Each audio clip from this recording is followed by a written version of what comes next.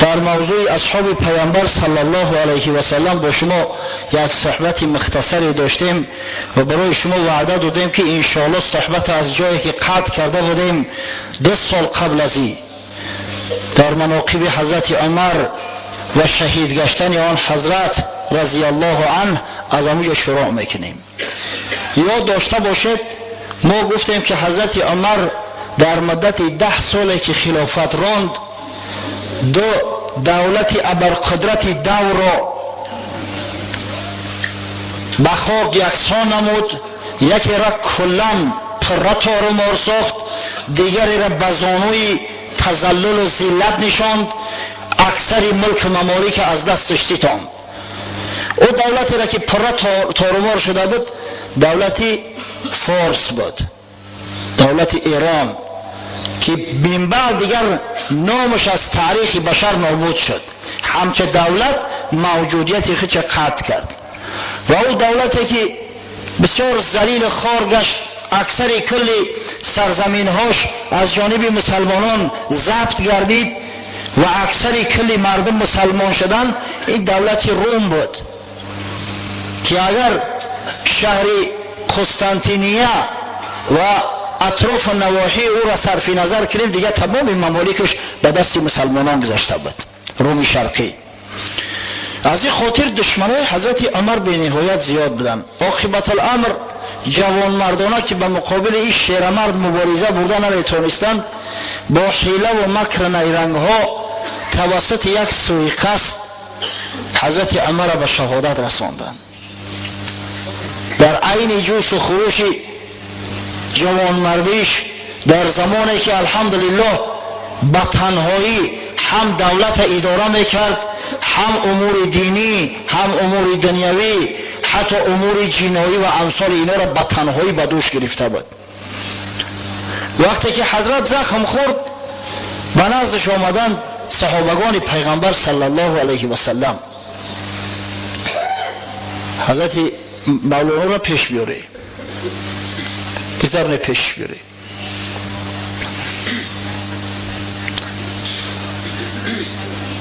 صحابگان نزدش آمدند و گفتند یا عمر ای یار پیامبر صلی الله علیه و سلم،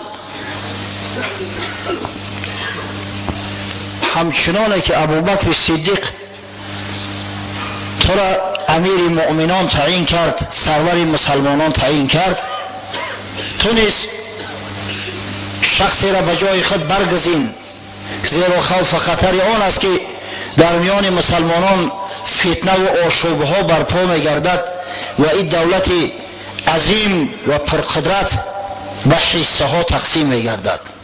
اما حضرت عمر گفت من مدت 10 سال تمام مسئولیت ای امت بر دوش گرفته بودم، نمیخواهم که مسئول ای امت بعد مردن من باشم.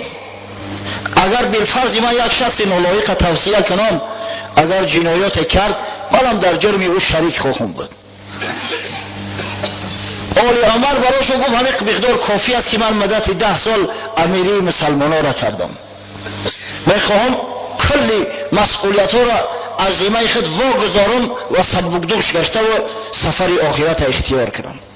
باز آمدن چند ایستادن، باز به طاقت گشتن نزدش آمدن، گفتن یا امیر المؤمنین تو میدانی که چی مقدار فتنه‌گرا زیاد هستند، دشمنان آشکار و نهانی مسلمانان به نهایت زیاد هستند، اگر کسی را تعیین نکنی میترسیم خوف میبریم که مبادا برای وظیفه و منصب در میان اصحاب گرامی پیامبر یگان فتنه دشمنان برپا کنند. حضرت عمر هم احساس کرد که تا کدام درجه مسئله نازک است. از این خاطر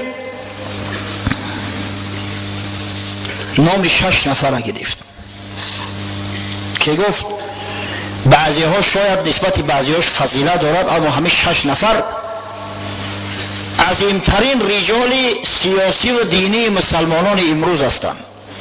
بگذار همه 6 نفر از میان خود یکی را خلیفه انتخاب کنند. در این میان بودن حضرت عثمان ابن عفان رضی الله عنه، حضرت علی ابن ابی طالب، عبدالرحمن ابن عوف، زبیر ابن عوام، طلحه ابن عبیدالله و سعد ابن ابی وقاص. حضرت نام همین 6 نفر گرفت. بگذار گویم همین 6 نفر مصلحت کنند به یک قرار بیایند و یکی را از این جوان مردای سته خلیفه مسلمانان تعیین کنند. من مشکلی میکشم گفت که نام یک نفر را بیان کنم. حضرت عمر از دیدگاه خودش نظر میانداخت، همون مسئولیتایی را که به دوش گرفته بود از همون جنبه که نظر انداخت. واقعا مثل عمر دیگه کسی وجود نداشت در خلافت. به فضل عمر، به جسارت، به غیرت عمر دیگه کسی موجود نبود. گفت اگر ابو عبیده زنده میشد ابو عبیده جراح تعیین میکردم.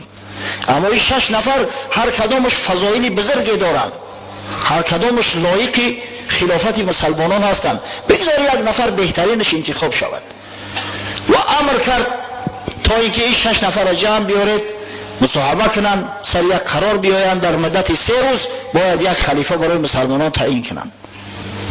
و حضرت جان به جان آفرین سپرد، تمام مسئولیت را از ذمه‌اش ساقط کرده و راه و طریق به سوی رفیق اعلی را جسته و به دوستان خویش به حضرت رسول الله صلی الله علیه و سلم و ابوبکر صدیق در پیوست. آخرین خواهشی که داشت فرزندش عبدالله را به نزد ام المؤمنین بیبی عایشه فرستاد و التماس کرد. گفت یا عایشه، من میدانم که خانه توست، منزل تو است، مالکیت شخصی است، اما اگر علاج امکان باشد اجازه ده تا مرا در پهلوی رفیقام گرانم. بیبی عایشه گفت راستی که من همین موضوع را برای خودم گذاشته بودم که وقتی مردم در همینجا خاک شوم، اما عمر دوستی محمد صلی الله علیه و سلم است. همیشه وقتی که پیامبر صلی الله علیه و سلم قصه را بیان میکرد میگفت ذهبت انا و ابوبکر و عمر، جئت انا و ابوبکر و عمر، دخلت انا و ابوبکر و عمر. رفتیم میگم من و ابوبکر و عمر، آمدیم من و ابوبکر و عمر، داخل شدیم من و ابوبکر و عمر، خارج گشتیم من و ابوبکر و عمر. عمر مثل وزیر رسول الله صلی الله علیه و سلم بود، از همین خاطر اجازتش داد. وقتی اومدن نزد حضرت عمر این شادیانه را دادن، حمد خدا را به جا آورد و به یک آسانی و سهولت جان داد، شهید شد و در بری دوستاش و در بری رفیقاش گور کرده شد. امروز حاجیای ما وقتی که میروند و روضه شریفه را زیارت میکنند، همچنین حضرت ابوبکر صدیق و حضرت عمر دو یار پیامبر صلی الله علیه و سلم که از فاید پاش گرانده شدگان، اونا را هم زیارت میکنند، عرض سپاس و سلام میکنند. بعدا برای خلافت بعض نزاع‌ها شد. واقعا در کتاب‌های تاریخ سفسطه‌های زیاد هم آمده است، خاصتا تاریخ طبری که بسیار مفصلش گرفته است، محمد ابن جریر طبری. از این خاطر وقت شخصی که از حقیقت با خبر نیست چنین تاریخ را میخواند به شک و شبهه میافتد. از برای آنکه کسی به شک و شبهه نافتد، از همه سند دقیق ترین براتون میارم از صحیح بخاری که امام بخاری در صحیح خود که صحیح ترین کتاب بعد قرآن عظیم الشان می باشد روایت کرده است، چین و انتخاب خلیفه شد تا اینکه در قلب هیچ کس شک و شبهه نمونه، تا اینکه به همین تمام شک و شبهه را رفع کنیم. دقیق ترین سند انشاءالله به عرض میرسونم. امام بخاری روایت میکند از عمرو ابن میمون، یکی از بزرگای تابعی، یکی از صحابه های پیغمبر، صحابی است، میگوید لما فرغ من دفن عمر بن الخطاب رضی الله عنه اجتمع هؤلاء رهط، یعنی عثمان و علی و عبدالرحمن بن عوف و سعد بن ابی وقاص و الزبیر بن العوام و طلحه بن عبیدالله. وقتی میگوید مسلمانان از دفن حضرت عمر فارغ شدند، حضرت مردن در خاک ماندند، همه 6 نفر اجتماع کردن، جمع اومدن در خانه. این نامه را من تکرار کرده بودم، باز یک بار دیگه در ضمن همین حدیث هم برای تو گفتم. فقال عبدالرحمن اجعلوا امرکم الی 3 منکم.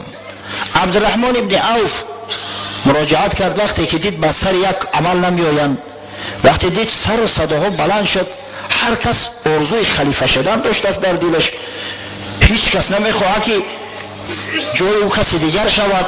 حتی از سر صداها ابو طلحه انصاری و رفقاش که حضرت عمر گماشته بود که اینا را پاسبانی کنه تا کسی به مجلس و خلل نرسن، داخل خانه شدن که چی گپ است.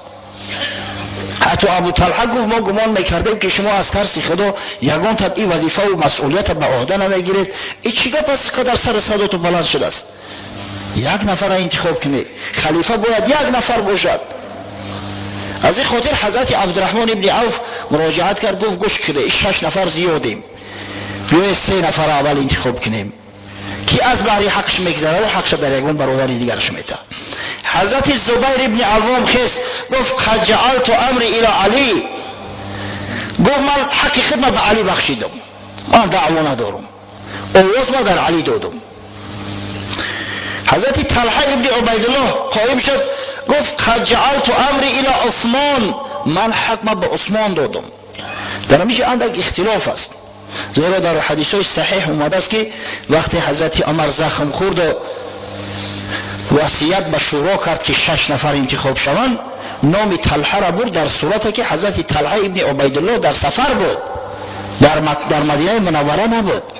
اما در اینجا در متن حدیث اومده است که طلحه میگه که من حق خدمت به عثمان بخشیدم.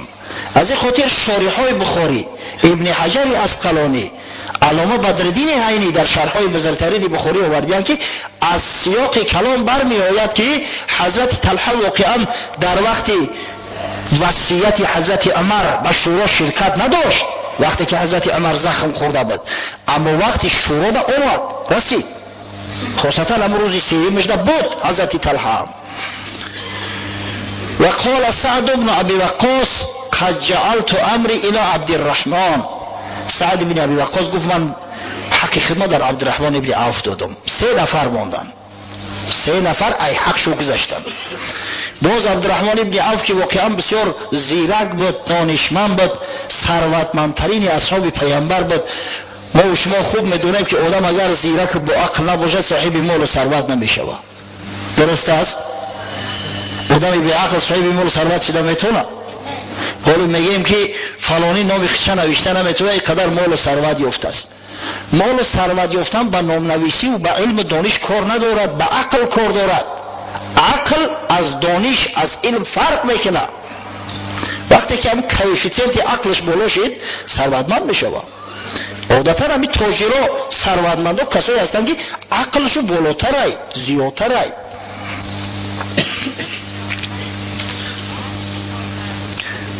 رحمتی پدرمو خدا رحمتش کنه یک مثل میزد، یک مثل میگفت، تمثیل، که یک مرد در کدام مملکت زندگی میکرده است، بیچاره فقیر کم بغل بود است، بسیار تحقیرش میکردیان، مسخره.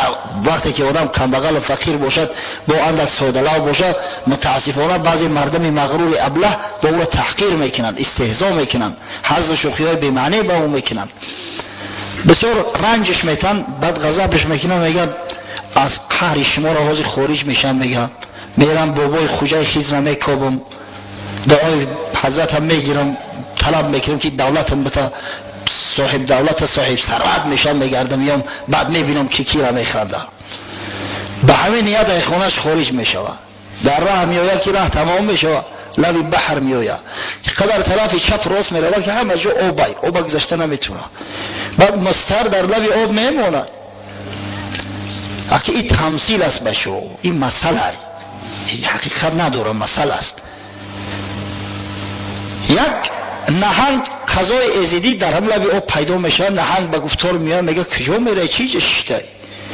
میگه راستی میخوام از این بحر عبور کنم، اما آب از سری راه برمده است، موند مستر. نهنگ میگه در بلون بشی میگذرونمت. بعد سوار میشه و در راه اومده استیم، بعد میگه کجا میرفتی، نیتت کجا است؟ این شخص در جواب میگه بابای خوجای خضر اگر پیدا کنم کمتر دولت طلب کنم ای بابیم، بعد بیام در پیش دوست و دشمن اندک سیکه کنم سولت کنم، این مردم مسخره میکنن مردم دیارم. نهنگ میگه وقتی خضر دیدی، خضر علیه السلام دعا و سلام ما را برسانه، التماس که ای بابیم بپرسش که سبب چی است که من سالهای پیش در یک روز 5-6 ساعت شکار میکردم، سیر میشیدم، باقی مانده روز استراحت میکردم، امروزش یک شبانه روز فقط در شکار هستم، هرگز سیر نمیشم، سببش چی باشه، چی علت باشه؟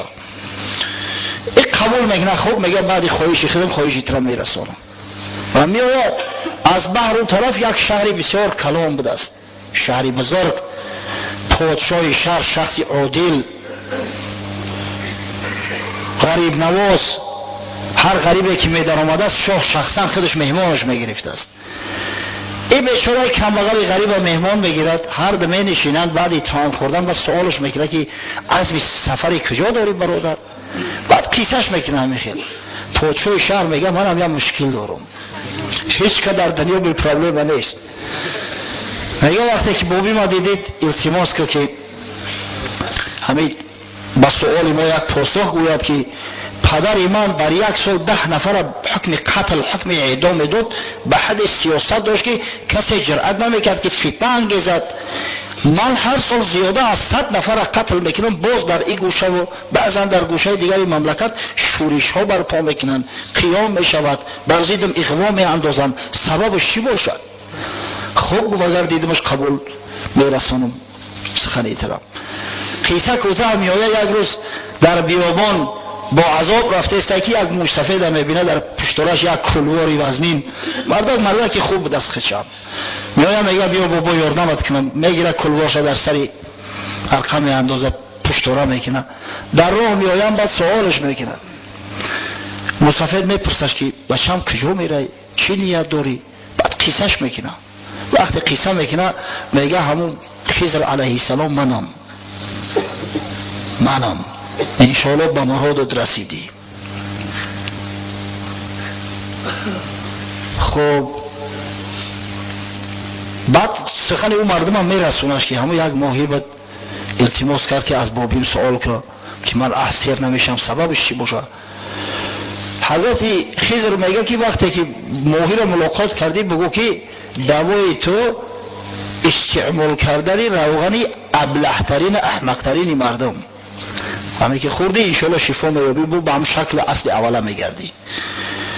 بعد شاه در نزدش ذکر میکنه که همون شاه هم التجا کرد که خبری ما را برسون. سؤال شاه وقتی میگه به شاه بگو که تو زن هستی، زن، پدر تو مرد بود، از این خاطر همون 10 نفر هم که میکش سیاست داشت، تا از بس که زن هستی 1000 نفر هم که بکشی حتما شورش میشود، اگر چند مردم خبر ندارن اما تو زن هستی، آخی زن سیاست نداره. بعد این مردک بسیار شکرگزاری میکنه، روانه میگه بیای که عقلت بتم، بسیار سراسیمه بد بدهی، دولت دادم بیای که عقلتم بتم. میگه بابی ما عقل خودم محول همین زیادی کرده استای، ای بسیاری عقل به همین حال غلطی بگیم، تامی دولتم بته انشالله عقلم کافی است، بس است، بس نمیکنه.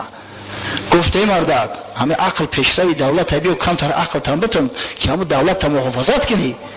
گفت نه بابی تامی دولتم بته ای زیاد ایت طلب ندارم. خیلی گفت دولت دادیم آمد به شهری همون ملکه در آمد، بعد در خلوت قبولش کرد، اول پرسیش کرد که دیدی بابی ما؟ گفت دیدم. پرسیدش؟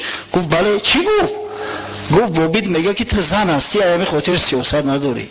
ملکه گفت با این زن بدن ما را کسی نمیدونست، پدر و از بس که پسر نداشت تمام دایه و تمام خدمتگارا رو همه را نیست نابود کرد، همچه پسر مرا کلان کرده است هیچ که نمیدونه. اگه تو آگاه شدی و ازدی پروردگار بیا که گفت تو را نکاح میکنم میگیرم، همین دولت سالت هم ای تو پادشاه همین مملکت اعلانت میکنم. گفت ما چه کنم ملکی ترا و پادشاهی ترا؟ بابیم دولتم داده است در مملکت خودم، میرم سکه میکنم در پیش دوست و دشمنان را میسوزانم. گفت اخی مردی به عقل و تو پادشاه بشه بعد بخوی مملکتت میریم، اخی در موکب در کوکب پادشاهی میره برات بهتر نیسته؟ گفت نه لازم نیست، ولی من کبرم اول دولت سولتی را که بوبیم دو دست بگیرم. قیصه کوتاه میویه لبی بحر قبول نمیکنه پیشنهادی همون پوشو زنه. بعد نهنگ هم بیچاره منتظر ایستاده است، در بلوش سوارش میکنه و در راه رفته است. بعد میپرسش که چی شد؟ بعد این مردی ابله به عقل قیصه پوچو را میکنه یا برا که گذشته خیلی یک زن التماس کرد و در آخر بعد میگه که بوبیم گفت که همه احمقترین مرد اگر خوردی به همون اصل اوله میشه. این نهنگ اندیشه میکنه آخی من در دریا باشم، این مردم در روی خاک باشن، ایده بی عقلتر عمله که جامیو یک ملک سرزمین پیشنهادش کرده قبول نکرده است، میگیره همون لحظه استعمالش میکنه میره و فروش میبره. عقل پیشروی دولت است. کسی که دولت سولت زیاد داره همه دلالت به اون میکنه که کیفیسینت عقلش بلنده. خب عبدالرحمن ابن عوف رضی الله عنه از ثروتمندترین اصحاب پیامبر صلی الله علیه و سلم است. عقل فراستش هم بسیار بلند بود. از این خاطر به شیخین مراجعت کرد، به حضرت علی و حضرت عثمان. گفت ایکما تبرأ من هذا الامر فنجعله الیه. کدام شما گفت از خلافت دست میکشه تا اینکه انتخابی اختیار انتخاب کردن در دستش بتیم. هر کدامت که به اختیار خود از خلافت دست بکشه همه اختیار انتخاب در دستش میتیم، کسی را بخواه انتخاب کنه. هر دو میگه سکوت کردن، هم حضرت عثمان و هم حضرت علی، هر دو فضیلت های بی نهایت زیاد دارن. بعد باز گفت افتجعلونه الیه، آیا گفت مرا انتخاب میکنی نباشه، یا مرا انتخاب کنه که من یک نفر شما را به خلافت نامزد اختیار کنم. فالله علی الله آلو ان افضلکم، قسم به خدا گفت، خدا شاهد است که من تمام سعی و کوشش ما به خرج میدهم تا اینکه بهترین شما را انتخاب کنم. قال نعم، گفتن آره بله ما قبول داریم. حضرت اول دستی حضرت علی را در دستش گرفت، گفت لک قرابت من رسول الله صلی الله علیه و سلم والقدم فی الاسلام ما قد علمت. گفت حقیقتا تو خیش تبور نزدیک پیامبر صلی الله علیه و سلم هستی، تو قدم در اسلام داری، تو از مسلمانای اول هستی، تو از خدمتگارای رسول الله صلی الله علیه و سلم هستی، تو پرچم بردار اسلام هستی، شرف مسلمان ها هستی. فالله علیک لئن امرتک لتعدلن ولئن امرت عثمان لتسمعن ولتطیعن. گفت خدا را شاهد بگی، شاهد بگی، قسم به خدا یاد کن که اگر من تو امیر تعیین کنم، امیر مسلمانان، با عدل رفتار کنی، عادل باشی. و اگر بالفرض حضرت عثمان اختیار کردم، حضرت عثمان امیر تعیین کردم، تو گوش دهی و اطاعت کنی. حضرت علی سوگند یاد کرد. بعد دست حضرت عثمان گرفت و همه سخلا را به حضرت عثمان رساند. واقعا حضرت عثمان هم خیش نزدیک رسول الله صلی الله علیه و سلم است. اگر ما دامادیش صرف نظر کنیم، حضرت علی یک بار داماد باشه، حضرت عثمان دو بار داماد شدگی ای، دو بار داماد شدگی ای. در ابتدا رقیه دخترش حضرت رسول الله با کابینه نکاحش در آورد. بعدا وقتی که در سال دوم هجرت هنگام واقعه بدر رقیه رضی الله عنها از دنیا گذشت، دختر دومش ام کلثوم به حضرت عثمان بزنی داد. حتی وقتی که ام کلثوم هم از دنیا رفت، حضرت صلی الله علیه و سلم گفت یا عثمان دیگر دختری به شوهر ندارم و اینو میداد بود. ذوالنورین حضرت عثمان. از طرف دیگر عثمان هم از طرف پدری و هم از طرف مادری با رسول الله صلی الله علیه و سلم خویش است. عثمان ابن عفان ابن ابی العاص ابن امیه ابن عبد شمس ابن عبد مناف، در عبد مناف یک میشوند. حضرت رسول الله محمد ابن عبدالله ابن عبدالمطلب ابن هاشم ابن عبد مناف. ببینید در چهارم پیوند علاقه یجوه میشوند، در چهارم پیوند. از جانب مادریش هم مادری حضرت عثمان هم در چهارم زانوی چهارم بگیم پیوند چهارم علاقه با رسول الله خش میشه.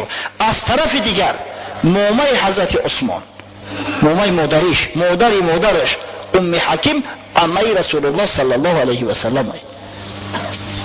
ام حکیم یعنی مامه حضرت عثمان و عبدالله پدر رسول الله صلی الله علیه و سلم برادر خواهر شقیقه هم از یک پدر یک مادرم.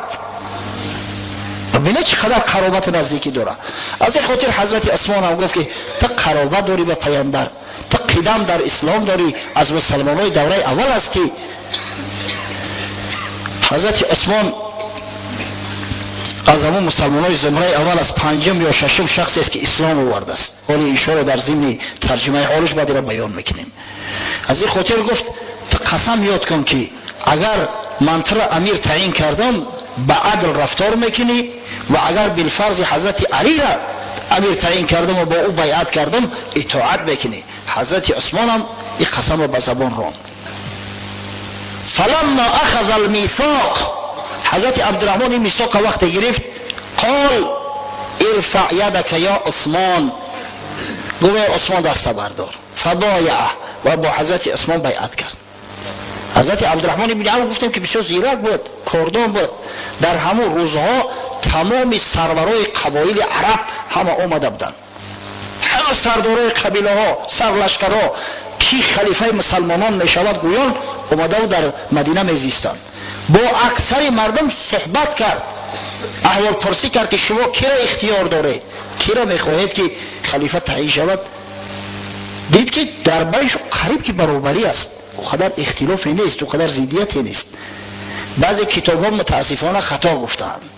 حتی دیدیم در البدایه و النهایه ابن کثیر، علامه بزرگ ابن کثیر میگه که گویا که غیر از عمار ابن یاسر و مقداد ابن اسود کسی طرفدار حضرت علی نبود. اما این دروغ محض است، زیرا که وقتی مأخذها را میبینیم حتی میبینیم که اکثر طرفدار حضرت علی بودند. اما وقتی که بیعت شد با شرط و قید، حضرت علی دیگه شخصی بود که با عثمان بیعت کرد. بعد عبدالرحمن ابن عوف عثمان رضی الله عنه حضرت علی بیعت کرده است. فراموش نکنید برادر عزیز، دیگه شخصی که با عثمان بیعت کرده است. این روز این فتنه‌گرای ملعون ببینید چه تهمت‌هایی میزنند. گویا علی مظلوم بود، گویا خلافت از او به ظلم ستاندن، به ظلم ستاندن بیعت نکرد، هرگز بیعت نمیکرد. حتی سفسطه‌ها میگن که گویا که علی از جانش میترسید، خوف به جانش میبرد. شیر خدا، شمشیر خدا، کسی که از مسلمانای خیبر نترسید، دروازه آهنی را گرفت، کند ایجاش، دور انداختش، بعد هوشش رفت از شدت وزنینی او دروازه و از شدت همون قوتی که استفاده برده بود. شخصی که از هیچ کس غیر خدا ذره سری ترس نداشت، گویا که ترسیده باشه از جانش بیعت کرده باشه. این سفسطه ها را یسمونه برادر عزیز. چند گوی مرتضی مظلوم بود، از سیاست راندن محروم بود. چون علی شیر حق است تاج سر، ظلم نتوان کرد با شیر. ای پسر، ای من نمیداری که بگوی مصطفی حضرت مرتضی علی مرتضی مظلوم بود، محروم بود. علی شیر خدا است، پیغمبر شیر خداش گفته است با شیر ظلم کرده میشود. کی با شیر ظلم میکنه؟ روبه ها میتونن که با شیر ظلم کنن. ای پسر تو بینشانی از علی، عین یا و لام دانی از علی. مرتضی را میمکن با خود قیاس، زان که در حق غرق بود آن حق شناس. مفسرا شارحا سببی با عثمان بیعت کردن حضرت عبدالرحمن ابن عوف در چی میدونند؟ در آن که وقتی که پیش حضرت علی اومد گفت یا علی، طبق فرموده خدا و پیغمبر خدا و طبق عمل دو صحابی بزرگ ابوبکر صدیق و عمر فاروق امیری مسلمانان را به عهده میگیری؟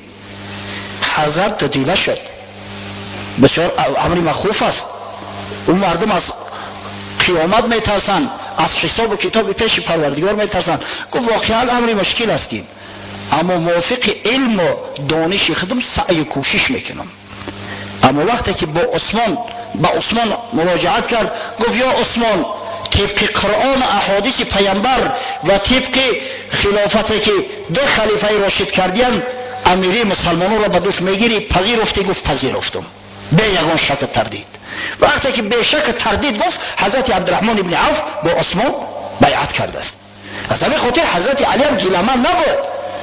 بعد عبدالرحمن ابن عوف حضرت علی با عثمان بیعت کرد و حضرت عثمان ابن عفان خلیفه سوم مسلمانان اعلام گشت.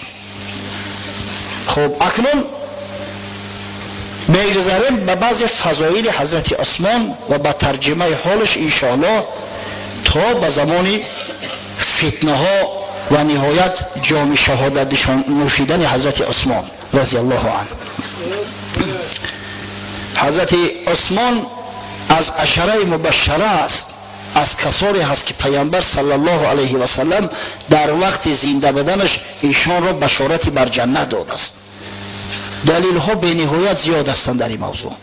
حتی اگر دلیل های صراحتش یک سگذاریم، دلیل های دلالتی هم به نهایت زیاد است. حضرت صلی الله علیه و سلم فرموده بود من یحفر بئر رومه فله الجنه. هر کسی که چاه رومه را از برای مسلمانان کسب میکند، بر او جنت واجب میگردد، او داخل جنت میشود. بئر رومه یا چاه رومه شیرین ترین آب مدینه است. در دست یک یهودی ملعون بود، آب با پول به مسلمانان میفروخت. حضرت عثمان هنگام همون تازه و حفریات چاه به همون یهودی مراجعت کرد، گفت بیا من قطعت شریک بشم، یا حصه سهمیه های همی چاه هم بخرم. پول به نهایت زیاد پیشنهاد کرد. به بعض روایات حتی میگن 30,000 دینار داد است. یهودی را هم شریکش گرفتش، یعنی که نیمی چاه از حضرت عثمان بود، نیمی دیگرش از یهودی. بعد حضرت عثمان گفت بیا نوبت را تقسیم کنیم، یک روز تو صاحب چاه هستی، یک روز من. قبول کرد. او یهودی هیچ وقت راضی نبود که حقیقت چاه در مسلمانان بفروشه، اما زیرکی و کاردانی حضرت عثمان را ببینه.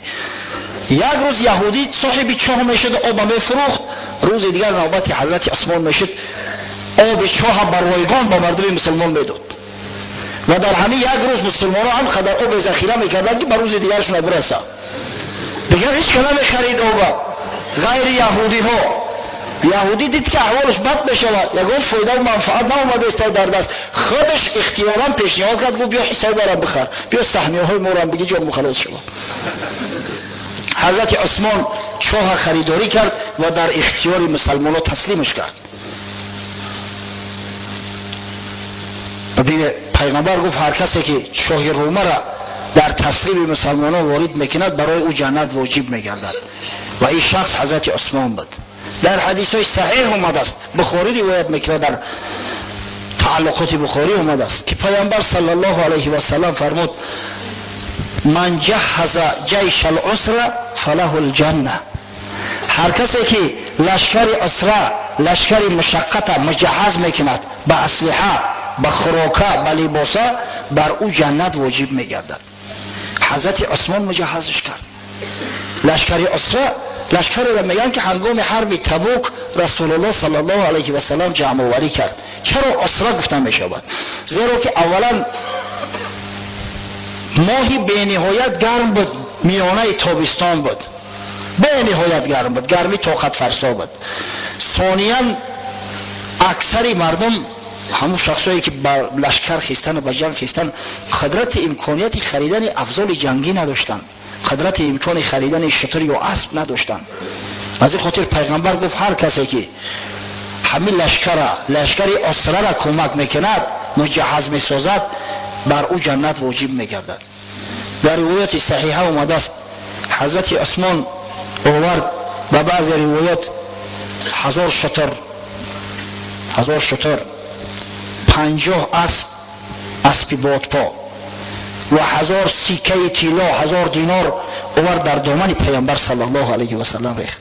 حضرت صلی الله علیه و سلم گفت بعد دیگه ان شاء الله عثمان یگان خطر نیست، یگان خطر بر عثمان تهدید نمیکنه. هیچ وقت شیطان عثمان رو وسوسه کرده و از راه حق منحرف کرده نمیتونه. ان شاء الله عثمان گفت جنتی است، بشارتی به جنت دو دستش.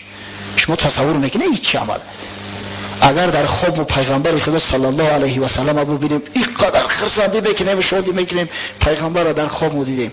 اگه شما حال مرد را تصور کنید که حضرت رسول الله صلی الله علیه و سلم در زندگیش بیعت کرده است، اونایی که با پیامبر مبایعت کردیان اونا با خدا بیعت کردند. در قرآن خدای بزرگ گفته است این الذين يبايعونك يبايعون الله يد الله فوق ایدیهم. اون مردایی که با تو بیعت کردن، با پیامبری تو بیعت کردن، با تو عهد پیمان بستن، با خدا به عهد پیمان بستن. ید الله فوق ایدیهم، بالای دست اونا ید خدا است. ید خدا، دست قدرت خدا بالای دست اونا است. خدا اونا را کمک میکنه. تصور کنه که مردی را پیامبر صلی الله علیه و سلم در وقت زنده بودنش بشارت داد که تو جنتی هستی، تو داخل جنت میگردی. مرحمت میوید راه بکشوی بچو. راستی دیدید که کمک کردن از نظر مالی مسلمانان را چی فایده و چی منفعتی داشته است که حضرت عثمان به خاطر آن که همون سهمیه های چاه خرید، به خاطر آن که لشکری اسره و مجهز ساخت، پیغمبر خدا صلی الله علیه و سلم براش بشارت جنت داده است.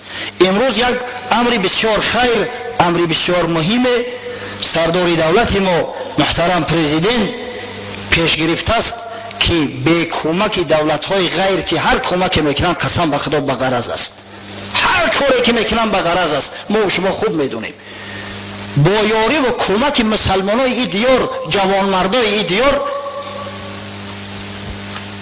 ناب راغونه، نیروگاه برقی آبی راغونه که انشالله اکثر مشکلات جامعه و مملکت ما را حل میکند سازند. از این خاطر سهمیه ها را خارج کردیان. الحال جانشین رئیس ناحیه برادرم در مجلس شرکت داره، راستی فامیلش میدونم و نامش نمیدونم. نامتون چی است؟ ناظر شاه. برادر ناظر شاه شرکت دارد. بلندگویی که در دستش میتیم تا اینکه از اقداماتی که دولت تاجیکستان، حکومت شهر دوشنبه، حکومت ناحیه ما گرفته است براتو انشاءالله مختصرا یک بیانات دهد و شما را تحریک به این کاری خیر کند.